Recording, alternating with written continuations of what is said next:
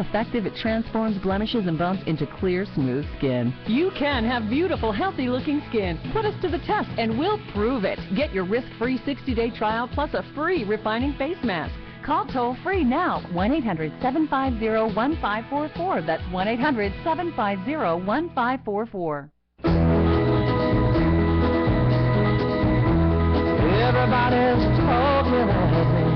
The original Talkback with Chuck Wilder. Just before I go to my guest, I have one other story that I want to bring to your attention that I got from Glenn Spencer, American Patrol today.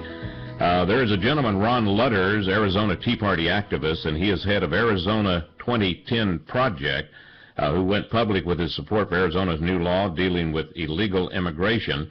Well, now he is reported missing after he did not return from a trip to Rocky Point, Sonora, Mexico. They were scheduled to return last Tuesday, and Lutters' associates have contacted U.S. Mexican officials, but as of this morning, there is still no word of his whereabouts. Spencer, who's been working with Fox News on the border issue, told them, that is, and brought it to the attention of Lutters' disappearance. So we'll try to find out more on that. Right now, I want to go to Brett McMahon. He is representative for the Associated Builders and Contractors. He does so much. He is so busy. And I want to talk about this controversial union pension plan bailout that is being considered in Congress, and they may have already done something on it, and that's why he's here. There are two bills, S-3157 and H.R. 3936. And today, the committee, I guess, was listening to the merits of S-3157. Let's get the word from Brett. Brett, welcome back to the show, sir. How are you? I'm well. Thank you very much for having me. Well, are you well, good, well, or kind of, have you heard anything? Well, I've been actually listening to the hearing. It was delayed due to some votes on the Senate floor, and it began at 2 o'clock Eastern Time. And I got to tell you, the testimony's been interesting. The representative from the U.S. Department of Labor, who oversees this kind of thing, was not very supportive of this concept and brought up, interestingly enough, despite all the protestations from our opposition about our hyping all this and claiming things that weren't true, she essentially verified pretty much everything we had been saying about the bill, because it's in black and white and it's pretty easy to understand. When you let's make it sort of easy for let's say some of these listeners that unfortunately haven't had the opportunity to know what's going on because they might have missed this program before. Sure. Give them a little bit of what this bill entails. Well, both of them, 3157 and 3936, but today they're talking 3157. Right, and what it seeks to do is two things. One, we don't have a great problem with. The other, we have a huge problem with.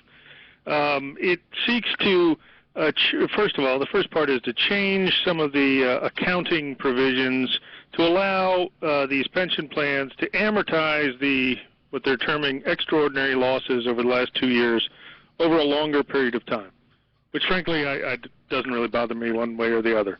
The second part of the bill seeks to change something very fundamental. Right now, the insurance agency that can step in and help pay some benefits for insolvent plans is known as the Pension Benefit Guarantee Corporation.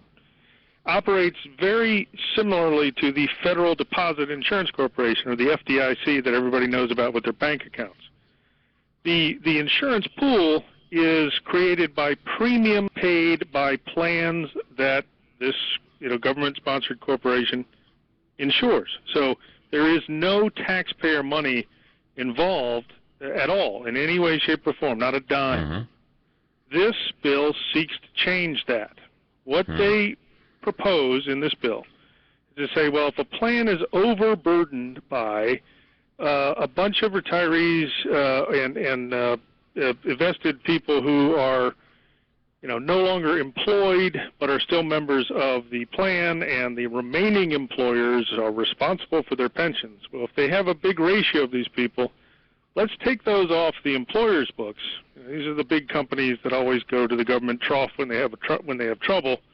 Let's take those off these employers' books and make taxpayers pay for it. Oh, so it's literally sort of changing it to an obligation, as the bill says, page 31, lines 14 through 18, becomes an obligation of the United States. That makes it a full faith and credit of the U.S. taxpayer. Basically, Brett, sounds like a bailout to the I think tune that's of, the definition. And a bailout that we're going to pay for these guys, these union people, and it's going to cost us about $165 billion, according to your figures. And isn't that wonderful? But we got to make sure that the union people are happy. And we'll continue with more on this. Brett McMahon, he's representative Associate Builders and Contractors, and also they have this. Remember halttheassault.com. Trying to think, Chris Singleterling or somebody like that, I think I had on a show weeks ago talking about it. We'll talk about that, too. Halt the assault. Let's take a break. Be right back.